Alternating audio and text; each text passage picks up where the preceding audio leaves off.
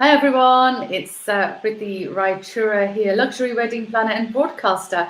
Running a little bit late this Sunday afternoon, but that's because we had a few technical issues in connecting with our guest speaker here this afternoon, Nik Parmar, who's joining us all the way from London.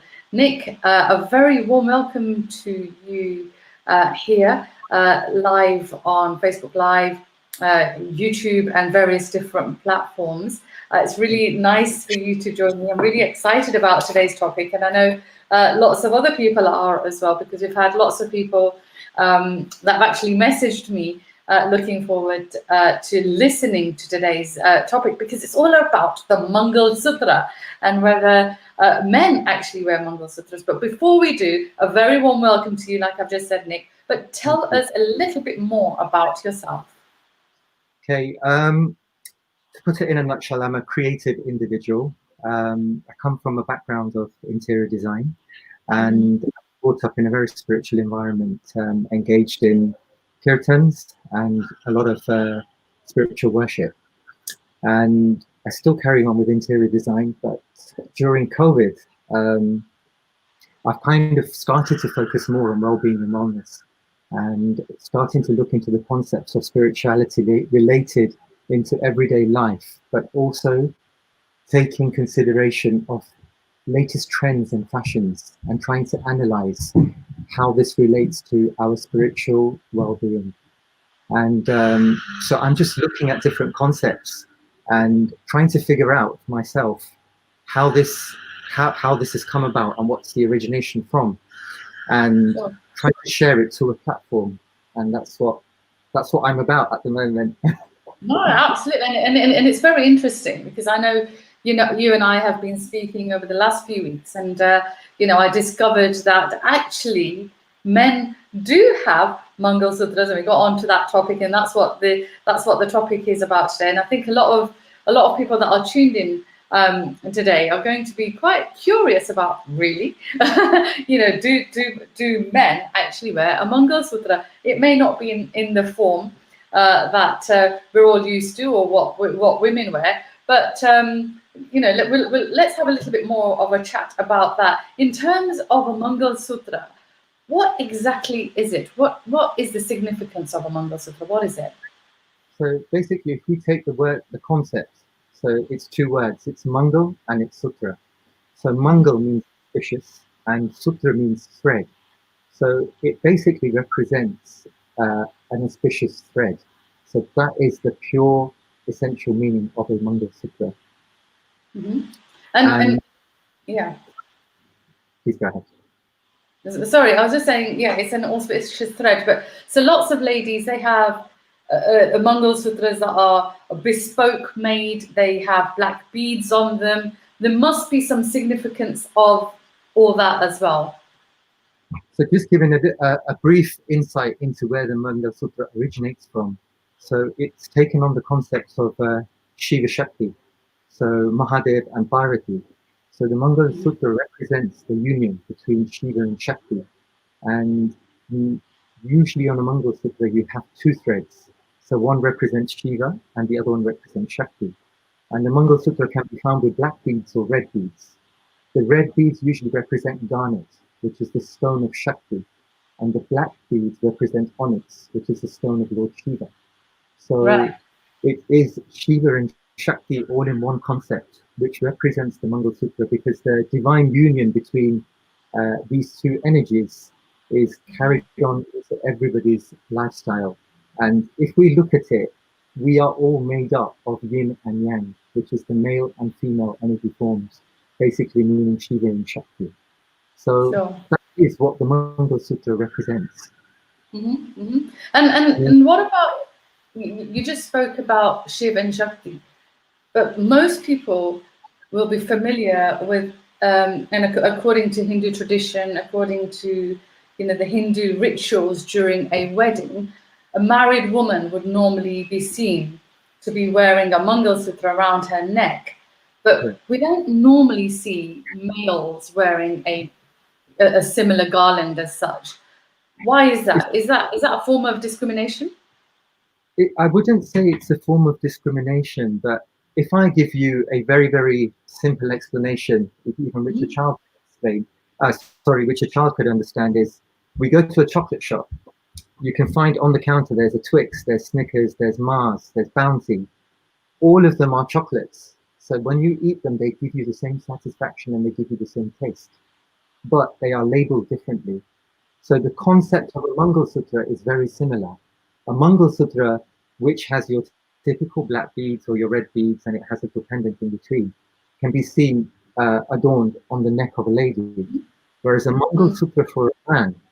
So I'm going to just take you into the brief journey of the Janoi, the Yagna, which a man has. That's the thread that men wear across. It's on your shoulder and it hits onto your waist.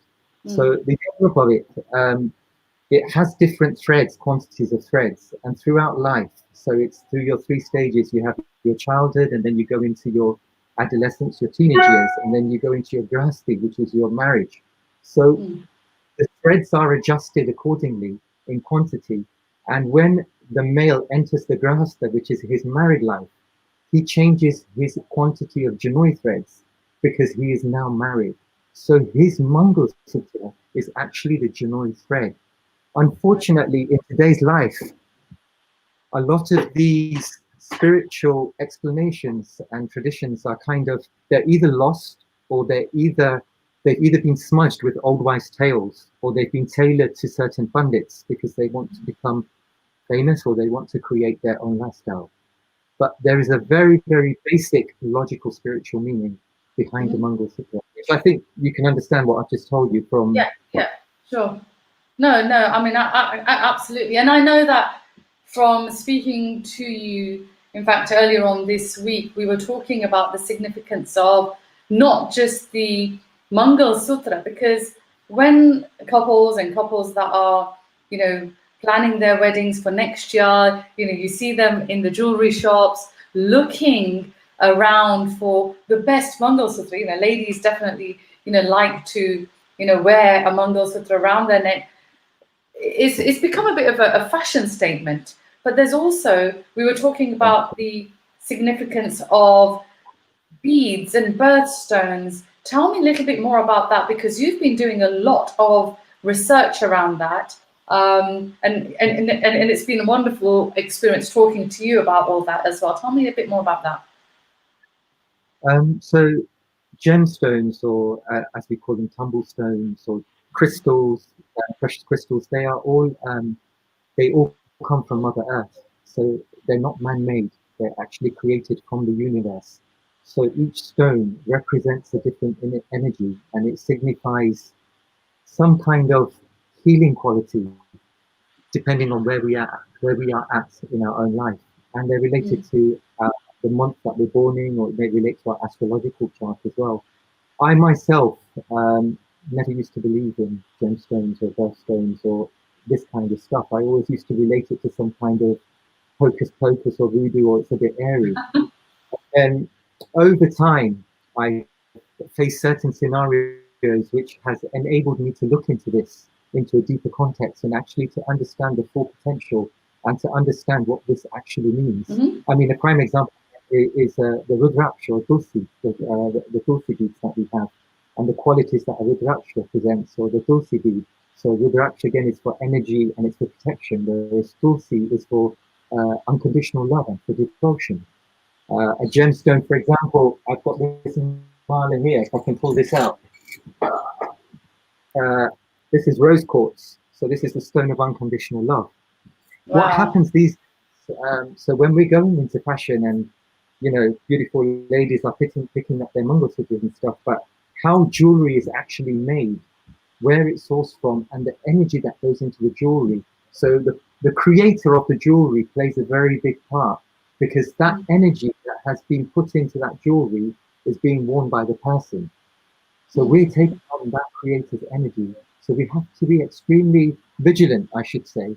But and you can't, even by giving a form of Lakshmi or giving some money to the creator and taking that piece on. But it's like, we were talking about this the other day about food. When you go to a restaurant or when somebody makes some food, it's very important. what you eat, and you need to find out who's prepared that food. So it's the same Yes, context with jewelry as well. It's exactly the sure. same context. And it's also true, isn't it? Because I know so many years ago, I remember somebody speaking to me about her, you know, for whatever reason, not being able to wear a diamond ring when she got engaged because she said something about the diamond causing her engagement at the time to break up. Once she got rid of that diamond from her life totally, she was back with the partner that she actually split up with. And then somebody actually explained to her that the diamond can't be worn by her because these are certain types of gemstones that don't suit her body. Is that true? So I'm just taking you back to the example of chocolate again. Mm, So I may be able to eat a Mars bar, but I might find a Lindt chocolate too heavy. I may not be able to digest it, even though it's chocolate, because the mm, ingredient, cocoa, the consumption of cocoa, how it's made, the cocoa rate is really high in percentage, and my system can't take it. So sure. similar to this, I'm just trying to give a very simple example. So it's the same Yeah. kind with stones as well. Some may agree to our energy, some may not agree to our energy. So if we just Mm, go on a digestive system to our food, it's the same kind of example we can relate to yeah. stones and jewelry. It's exactly the same scenario. And I mean, when people say that, you know, this stone, you've got Mangal that's disturbing you, or you've got the Jupiter planet or the Mars planet doesn't agree with you, so X, Y, Z won't happen. If you wear this stone, it might enhance your journey, or it may assist you Mm, to go somewhere. So it's almost mm, like taking a paracetamol or taking an antibiotic to yeah. to enhance that cure. So Sure. that's the whole concept. There's no, it's a very, very simple and logical concept to this kind of Of stuff. course. And going back to today's topic, because we did, you know, start off the topic about, you know, do males actually wear Mangal Sutras, and you've already spoke about the Janoi. But Mm. also, if you look back to some of the deities, and even now, so if we go into a holy place, into a sacred place such as a mandir, for example, we'll see the deities often, and as the male deities, often wearing ornaments around their neck, around their ears, or on their nose. It was totally fine then. And but if a male was to go around wearing that amount of jewelry, having his nose pierced, but having his ears pierced, but I mean, of course, men now we see men wearing earrings, you know, on both their ears. But if he was to wear ornaments, a bit like the female does, people would be like, "What is this guy on?" Is that right? Would you agree? Completely. I'll give you a prime example. I had my nose pierced Okay. time ago, and people wouldn't say it to my face, but they'll talk behind my back, and I learned to find out that, you know, what's this guy on? Just because I've got my nose pierced, and it's not seen as the norm, Yeah. and you know, you'd be referred to as someone that's feminine, or you'd be referred to as a, you know, I don't want to go into those kind of word scenarios, but I think you can understand what I'm saying. Unfortunately, in any culture or in any kind of concept, we can always praise. No, I'm not even referring to gods because we can't compare ourselves to God, but we Of can course. always compare to different personalities, kings, saints, or beings. And even back in the day, if we take it to our granddads or we take it back to our great granddads, they would wear certain earrings on at the top Yeah. of their ear, yeah, or they would wear koras, they would wear certain things. So jewelry has never been discriminated in our culture. In Vedic culture, we have sword shingar, which is the 16 elements of jewelry, which start Right. from our head up to our toe. And they exist in Shiva and they exist in Shakti. There is no difference. There's no There is, difference.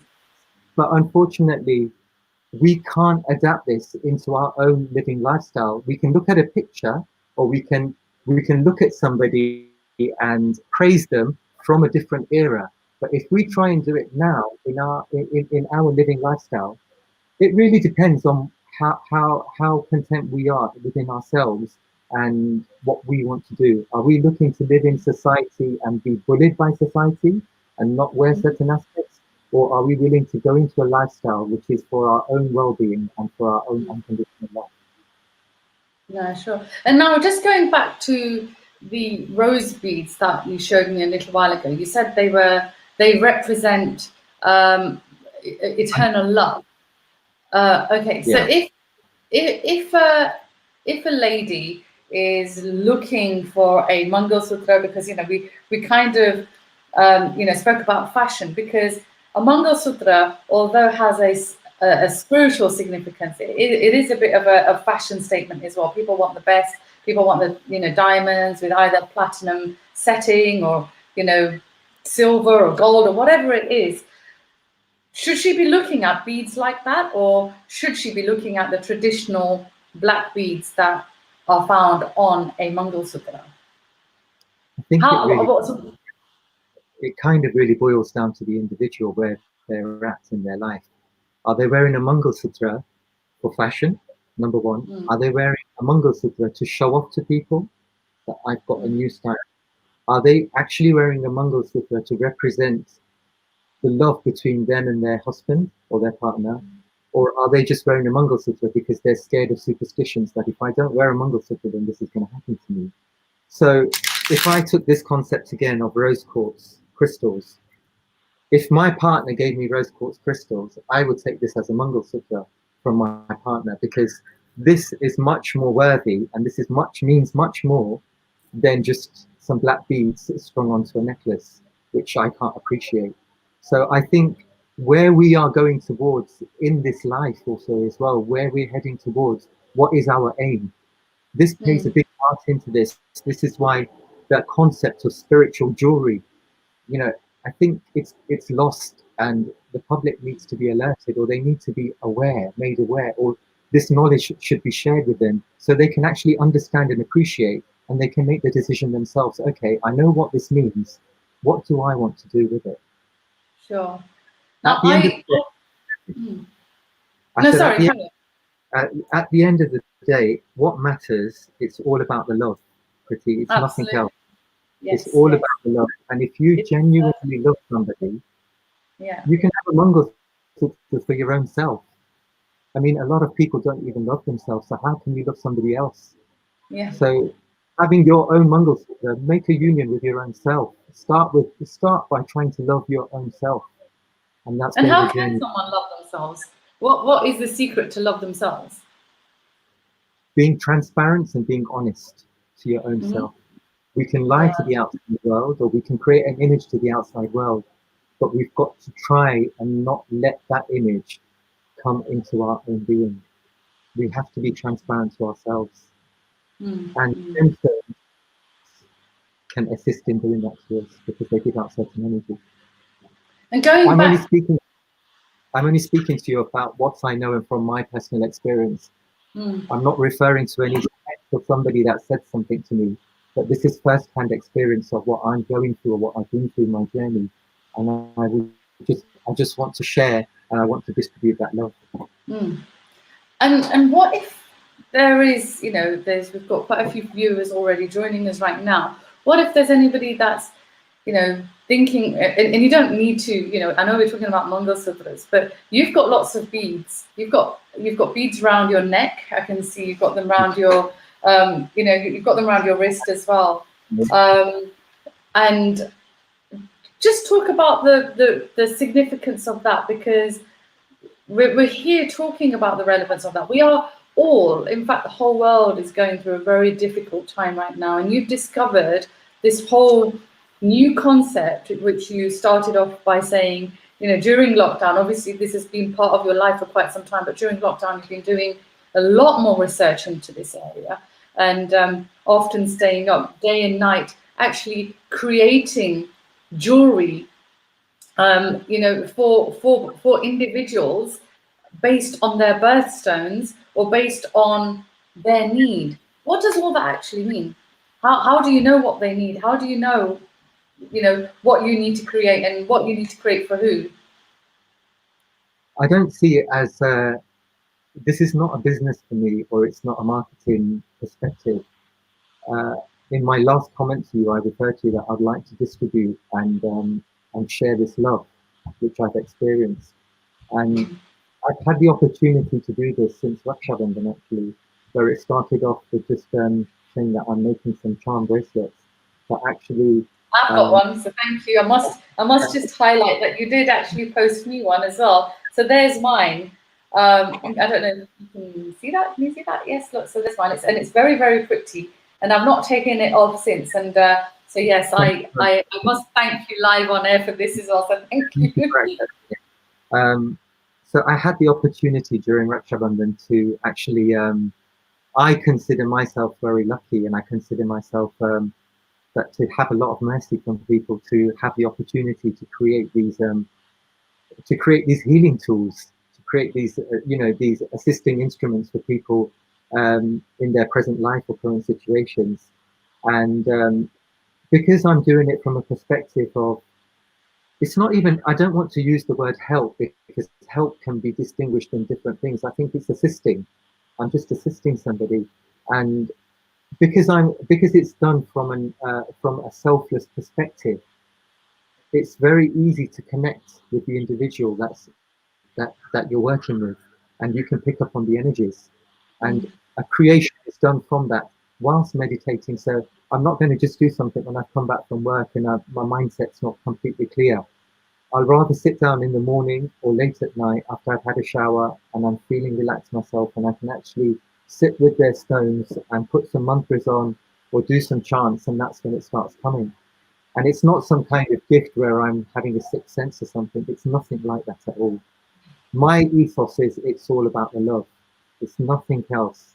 And where purity exists, where truth exists, love and compassion, truth, love, compassion. When you blend these ingredients together, I think anything is possible. And by making these simple creations for people, it's sharing, it's an exchange of energy and an exchange of love. That's what it Sure. is. When we work for a company, we're helping people, whatever Mm. service you're doing, whether it be in an office or in a market stall, people are buying fruit from you, but you're providing them something to satisfy their needs in their stomach. This is done in the same way, but there's no bartering, there's no money involved in it in that way. I mean, whatever cost there is, it's for the gemstones, but there's nothing else in there. But it's simply just to give some people happiness. That's what it Yeah. is. And something that you said to me earlier on this week when I asked you, and I asked you, and I'm going to get you to say this again, is why do you do this? And what you said to me is because you want to help people. You want to genuinely whatever you've discovered, it's totally selfless. And you want that selfless love to reach out to the rest of the world through these gemstones. And that's exactly what you said. So I want you to re-emphasize that right now as well, Nik. It's I'm a creative individual, and Yes. I dwell in the world of arts, being it music, being it drawing, and now being it jewelry also as well. And having this be having this gift from the Almighty, it's very important to share these kind of creative gifts in well-being and in wellness, and to help and assist others, and to distribute this love. Because by doing that, it's also helping me to progress in my life and to progress in social service. And especially during this time of COVID, Corona, where a lot of people's mental well-being has been rocked, whether Yes. they admit it or not, whether we admit it or not, there is some form of depression, or there Yeah. is some form of transformation which has come Mm. into all our livelihoods. And this is what's happened to me during this time. And it's really given me time to really dig deep within myself, and to find a journey, to find a path which is really, you know what, it's really cool. I'm really enjoying it. No, It's that's. really nice. I'm going to quickly take some messages, Nik, because we've got some people joining us. We've got Sushma asking a question. What about people with health problems? And I know you kind of touched up on this. That again, you said that gemstones can help, but just if you can just talk a little bit more about that. So I'll give you another concept again, that when we're ill, I'm referring to if we've got the flu or if we've had a severe illness, the doctor will prescribe us antibiotics, or they will prescribe us medicine, but the medicine doesn't cure us. It assists us, it heals us, but we have to do the work ourselves. Same with gemstones and crystals or jewelry. It will assist us, but we can't expect that, okay, if I bought this stone or if I bought this golden piece of chain, it's going to change my whole life. If this doesn't change and if this heart doesn't change, nothing will help. So referring to diseases, stones will assist. They will assist you in your journey of becoming better. But Okay. you cannot rely on them to become the tool just to completely transform you. Just it doesn't happen. Sure. That's to be done by yourself and your inner work. Of course. And Sushma's actually saying we should have more topics like this, especially to target the youngsters. Absolutely, I do agree with you then. And that's why we're talking about gemstones, Mangal Sutras, because like Nikesh actually said at the start, that actually the significance of why we wear certain jewelry has been lost. And it's really important to go back to the roots. So thank you for that comment. Let me just go back up. We have, thank you, Jiten, saying, interesting topic. Pankaj Pai, thank you for your message as well. Oshanti saying, good topic. Samir from Italy is saying, interesting topic as well. Thank you. Naish Chandrana saying, wow, very knowledgeable. Thank you. We have Pooja saying hi to us. Thank you. We have Emilia joining us from Italy as well. So thank you for all the people that are joining us. Rita Gohill's just put great discussion. Thank you very much. So in conclusion, because I know you have to go very shortly, because I know you've got to see somebody who's actually after these gemstones. I'm doing a pop-up today at the Hare Krishna Temple in Soho Street. So we've actually got a pop-up, and we're actually making malas and bracelets for people there. So people walking past on the streets, and we just set up a little table. And I've had the opportunity. We're looking to create. Well, it's starting to go online. Um, a spiritual fashion boutique by the name of Radha's Boutique, because I myself, I love Radha Krishna, and Radha is the creative energy of Krishna. So she's a feminine energy, and so I thought it would be nice to call it Radha's Boutique. So it's the creative boutique of spiritual accessories and a lifestyle. So if you are interested, and this is not a selling concept, I'm just trying to remind you, I'm not trying to sell you anything. But if you like the concept of a spiritual fashion accessory lifestyle, please do tap into this. Radha's Boutique.London, and you'll be able to see some of the creations, and everything has a meaning with it. And it's not just something put there because it looks pretty. It's got a spiritual and a well-being ethos behind it. But as you are pretty, I mean, I've taken a lot of leaves out of your personal book also as well, because of the wellness and well-being lifestyle that you lead yourself, and the inspirations from your Friday live discussions on the radio as well, which I'm a very, I'm a regular follower of, and taking on these concepts on board has actually, it's given me inspiration to create certain pieces. And unfortunately, this generation living in the UK, or I should say the first generation, we're lost because our identity is either not from India because our parents are either from Africa. So we have a lot of lost cultural heritage, and we're hungry for answers, and we can't find these answers, or the answers we receive, we know that they're full of crap. They're old wives' tales, so they're just made to shut us up. But there's a real meaning. So if we all get together and discuss this, and it's a really nice concept. Why not?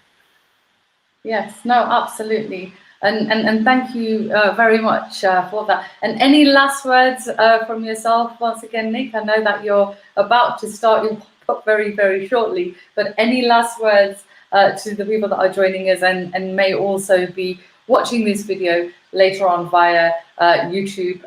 What are your last words? My last words, it's just, I keep on coming back to this slogan, it's all about the love. Just remember that follow your heart and follow your gut. Don't follow superstitions, or don't follow rules and regulations which don't agree with you inside your heart. If you follow your heart, then you're not going to go wrong.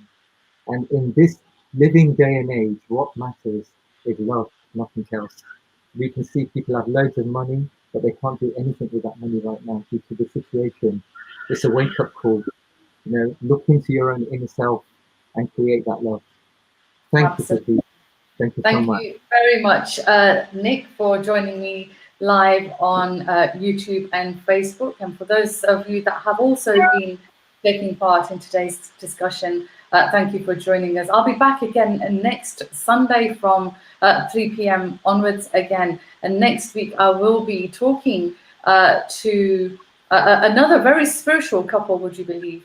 But both of them are of the same sex. So they entered into a marriage. They had a Hindu wedding ceremony, and they are both of the same sex. So do stay tuned with me next Sunday. That's Priti Raichura. You can either tune in via my Facebook page or, of course, on Let's Talk to Priti Raichura on my YouTube channel. Thank you all very much, and thank you once again to Nick. I shall catch up with you all next week. Goodbye and God bless. Thank you. Bye-bye.